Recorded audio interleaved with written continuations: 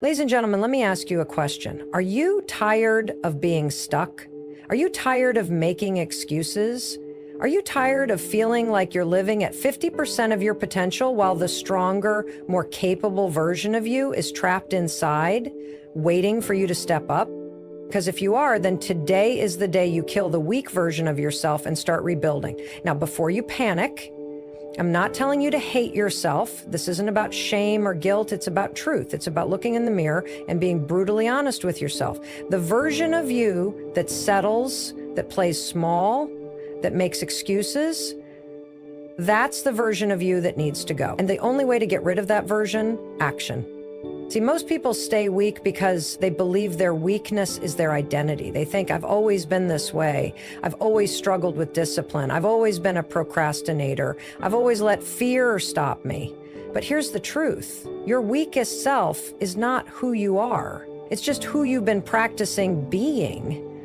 And if you can practice being weak, you can practice being strong. That shift starts with discomfort. Listen, I get it. No one likes being uncomfortable, but discomfort is the price of transformation. Weakness lives in comfort. Weakness lives in the snooze button. Weakness lives in, I'll do it later. Weakness lives in your excuses. And if you want to kill that version of yourself, you have to be willing to get uncomfortable. You know what's comfortable? Staying in bed when the alarm goes off. You know what's uncomfortable? Dragging yourself up and doing what you said you were going to do. You know what's comfortable? Saying I'll start tomorrow. You know what's uncomfortable? Starting right now. Discomfort is a sign that you're growing. That's why the people who push through it end up stronger, more successful, and more confident, because while everyone else is quitting, they keep going. And let's be clear, this isn't about motivation. Motivation is weak. Motivation is unreliable. If you're waiting to feel inspired, you're going to be waiting your whole life. You don't need motivation, you need discipline. Discipline is what keeps you moving forward when you don't feel like it.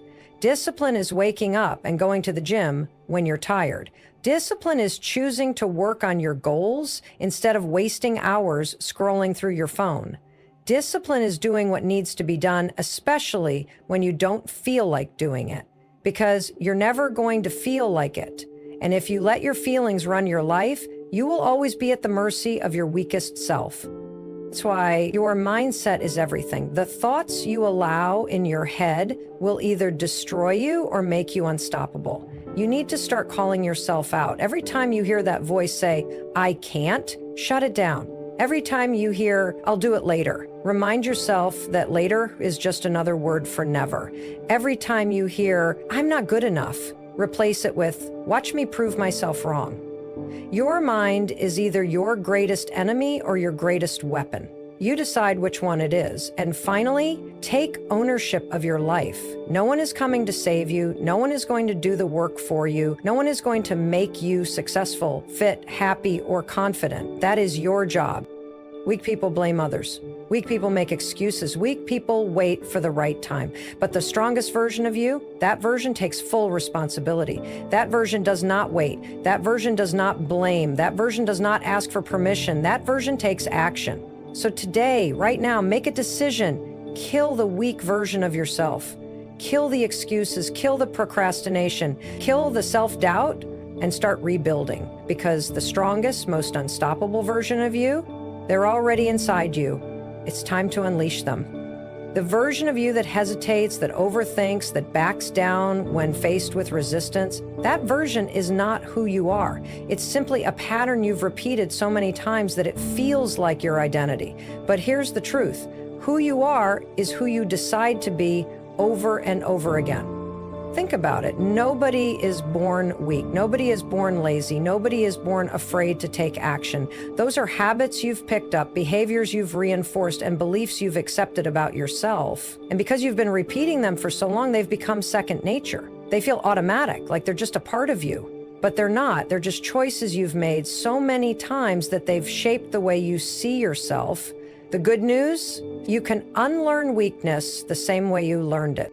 Every time you hit snooze instead of getting up, you reinforce a habit of avoidance. Every time you let fear talk you out of an opportunity, you train yourself to retreat. Every time you say, I'll do it later, you strengthen the muscle of procrastination. These aren't personality traits, they're just repeated behaviors. And if you can train yourself into those behaviors, you can train yourself out of them. So how do you do it? You start small. A lot of people think change requires some massive overnight transformation. They think they need to wake up tomorrow and be a completely different person. But that's not how it works. Real change comes from small, consistent shifts in your daily behavior. If you want to kill the weak version of yourself, start by identifying the habits that are keeping that version of you alive. What are the small daily choices you make that reinforce weakness? Maybe it's hitting snooze. Maybe it's skipping the gym. Maybe it's scrolling through social media instead of working on your goals. Whatever it is, pick one habit and change it. If you hit snooze 3 times every morning, start by getting up after the first alarm. If you put off working out, start with 5 minutes of movement a day. If you waste time on social media, set a timer and force yourself to put the phone down when it goes off. These seem like small changes, but that's the point. You're retraining yourself to act differently. You're breaking the habit of weakness. And here's where it gets powerful. The more you do this, the more your self-image starts to change. Because when you prove to yourself through action that you can make different choices, you stop seeing yourself as someone who is weak, lazy, or incapable. You start to believe in your own ability to follow through, and once that belief starts to take root, everything changes. You'll begin to realize that the weak version of you only existed because you allowed it to. That you were never actually incapable of waking up early, pushing through fear, or staying disciplined. You just weren't in the habit of doing it. And once you step into this new identity, once you build momentum, once you start seeing yourself differently, it becomes easier to keep going. Because here's what most people don't understand. Strength is also a habit. Discipline is a habit. Confidence is a habit. Taking action despite fear is a habit. These aren't things you either have or don't have. They're things you build through repetition. And just like weakness, they become automatic once you've repeated them enough times. This is why some people seem unstoppable. It's not because they're special. It's not because they have some secret advantage. It's because they've trained themselves into habits that support strength instead of weakness. They've built routines that reinforce action instead of avoidance. They've developed a mindset that helps them push forward instead of hold back. And you can do the exact same thing. The only difference between who you are now and who you want to be is the habits you build. That's it. If you train yourself to act with discipline, discipline becomes your default. If you train yourself to take action despite fear, confidence becomes your default. If you train yourself to follow through on commitments, reliability becomes your default. So stop thinking you need to change who you are. You don't. You just need to change what you practice, because whatever you practice, you become. Nobody ever became stronger by staying comfortable. Growth and transformation don't happen when things are easy. They happen when you're pushed, challenged, and tested. But the truth is, most people avoid discomfort like it's the enemy. They think feeling uncomfortable means something is wrong. They assume struggle is a sign that they're failing, and because of that, they stay stuck in the same cycles, making the same excuses, settling for the same results. But discomfort is not your enemy. It is your greatest teacher. It is the doorway to your next level. And if you are serious about killing the weak version of yourself, you have to start seeking discomfort instead of running from it. Think about this. Every meaningful change you've ever made in your life happened because you were willing to step outside your comfort zone. Maybe you took a job you weren't fully prepared for. Maybe you walked away from a toxic relationship. Maybe you pushed through the fear of failure and tried something new. Whatever it was, it required discomfort. And the reason you grew, the reason you got better, the reason you leveled up is because you pushed through the part where it felt hard. Now, most people never get to that part. They quit the second things become uncomfortable. They feel resistance, and instead of pushing through, they retreat. They say, this is too hard. I'm not ready. I'll try again later. But later turns into never. And what they don't realize is that they are making the weak version of themselves stronger every single time they choose comfort over challenge. Because here's the reality. Comfort is killing your potential. It's the reason you're stuck. It's the reason you keep repeating the same patterns. It's the reason you look at your life and wonder why nothing is changing. It's because you're waiting for growth to feel easy, but it never will. You will never wake up one day and suddenly feel like facing your fears. You will never magically develop self-discipline without effort. You will never become stronger by doing what you've always done. The only way to change is to step into the discomfort on purpose. You need to train yourself to lean into what feels hard. If waking up early is uncomfortable, wake up early anyway. If working out is uncomfortable, push through the workout. If putting yourself out there feels terrifying, do it scared. If saying no and setting boundaries is hard, start saying no anyway. The first time you do it, it will feel unbearable. Your mind will scream at you to quit. Your body will resist. Everything in you will want to retreat. But if you push through that moment, just for a second, just for a minute, just long enough to prove to yourself that you can, you will realize that discomfort doesn't last forever. It only controls you if you let it. And once you realize that, you become dangerous because suddenly the things that used to stop you won't anymore. Fear won't stop you. Doubt won't stop you. Insecurity won't stop you. You'll still feel them, but they won't dictate your actions. You will act anyway. And this is where real change happens. Not in the moments when things feel easy, but in the moments when everything in you wants to quit, and you don't. Look around at the people who inspire you, the ones who seem like they have an unstoppable drive, an unshakable mindset, and undeniable power in the way they move through life. They weren't born that way, they built it. They trained themselves to handle discomfort. They rewired their brains to stop associating struggle with failure and start associating it with growth. And if they can do it, so can you. So today, make a decision. Decide that you will no longer retreat when things get hard. Decide that you will no longer let discomfort dictate your future. Decide that every time you feel resistance, instead of backing down, you will lean in, because discomfort is not a sign to quit. It is proof that you are exactly where you need to be. Your mind is either your greatest weapon or your biggest enemy. It's the thing that will push you forward or the thing that will hold you back. And the truth is, for most people, their mind is working against them every single day. You know exactly what I'm talking about. That voice in your head that whispers, you're not good enough. You're not ready. You're going to fail. What will people think? That voice that tells you to wait, to stop, to take the easy route. That voice that reminds you of every past mistake, every insecurity, every reason why you should stay the same. That voice is a liar, and if you listen to it, it will keep you weak, it will keep you small, it will keep you stuck in the same place, making the same excuses, watching other people do the things you wish you had the courage to do. So if you want to kill the weak version of yourself, you have to take control of your mind. You cannot afford to let your thoughts run on autopilot, because if you don't take charge of them, they will take charge of you. And they will steer you in the wrong direction every single time. The first step, stop believing every thought you have. Most people don't realize this, but just because you think something doesn't make it true. Your brain is designed to keep you safe, not to make you successful. It's wired to seek comfort, to avoid pain, to resist change. So when you try to do something hard, wake up early, stick to a workout plan, start a business, walk away from a toxic situation, your brain will fight you every step of the way. It will flood you with fear and doubt. It will tell you to quit before you even begin. And if you're not careful, you'll believe it. So here's what you do. You start questioning your thoughts. The next time that voice in your head tells you that you can't do something, stop and ask yourself, is this actually true? When it tells you that you're not good enough, ask, who says? When it tells you to quit, ask, what if I don't? Because 9 times out of 10, you'll realize that the thought has no real basis in reality. It's just an old fear, an outdated belief, a story you've told yourself for years without ever questioning it.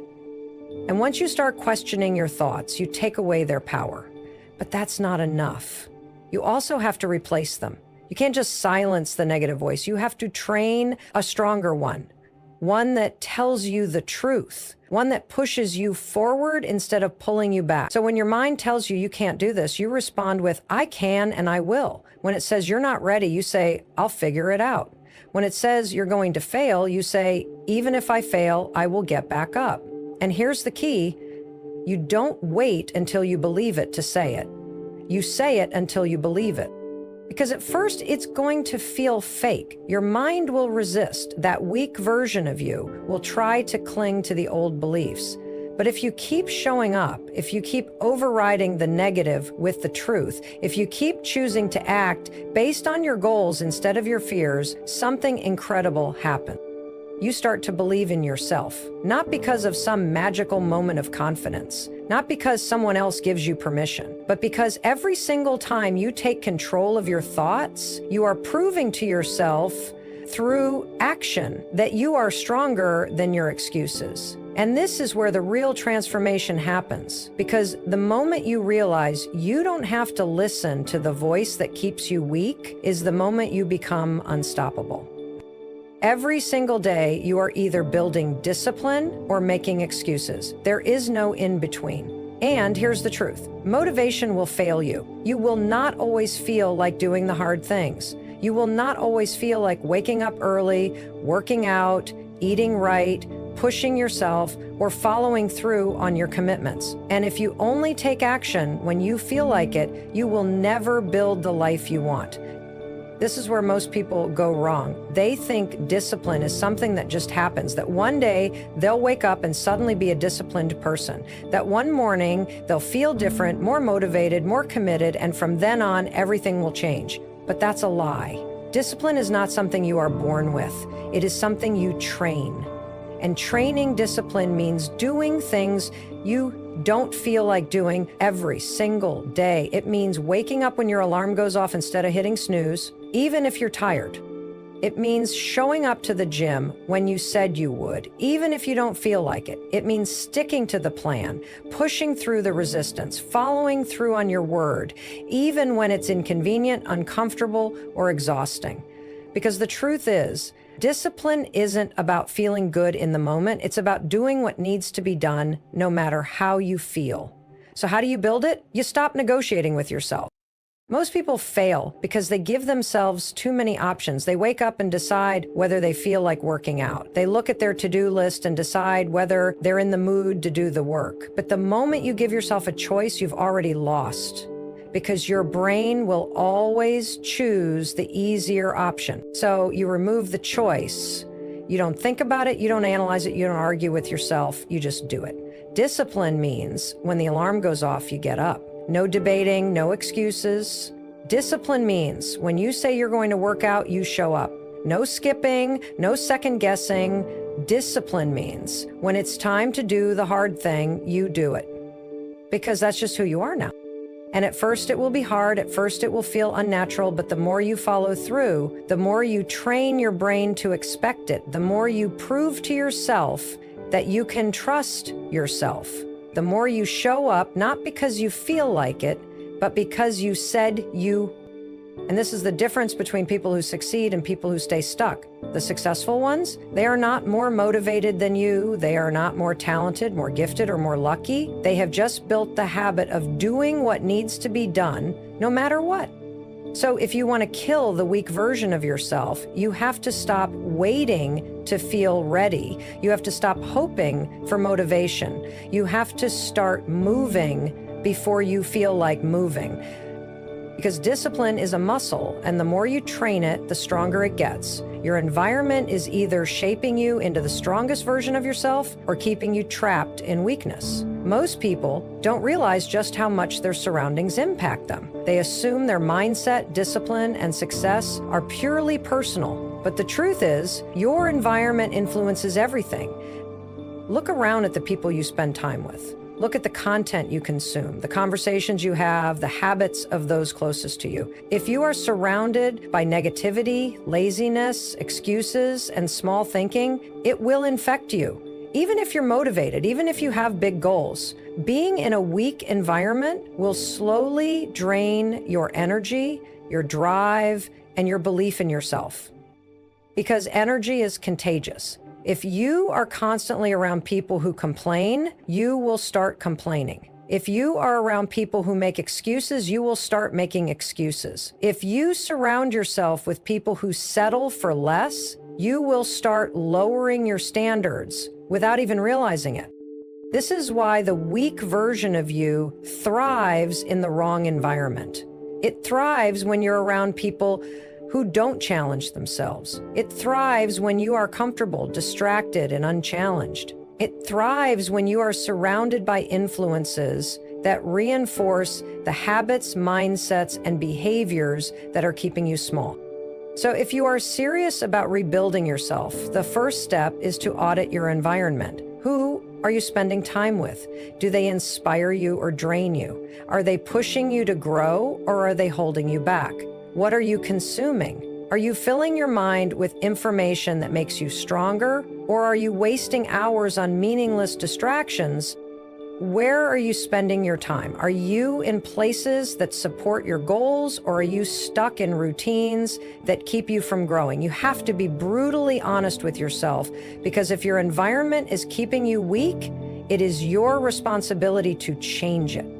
That means cutting out the toxic influences. That means setting boundaries with people who bring you down. That means limiting your time around negativity, drama, and distractions. But it's not just about removing the bad. It's about replacing it with what makes you stronger. Surround yourself with people who are disciplined, driven, and committed to growth. Even if you don't know them personally, read their books, listen to their podcasts, watch their interviews. Immerse yourself in an environment that reinforces the mindset and habits you need to become the person you want to be. Your environment should challenge you. It should make you uncomfortable in the best way. It should force you to level up, to stretch beyond what you thought was possible, to rise to a higher standard.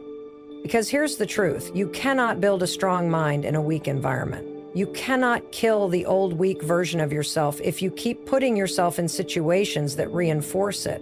You cannot develop discipline if you are constantly around people who lack it. You cannot step into your full potential if you are stuck in the same routines, same conversations, and same cycles that have kept you small. So change your environment and you will change your life. This isn't easy. It requires making hard decisions. It requires stepping away from comfort, from old habits, from relationships that no longer serve your growth. But if you want to rebuild yourself, this is non-negotiable. Because you will either rise to the level of your environment or fall to it. Choose wisely.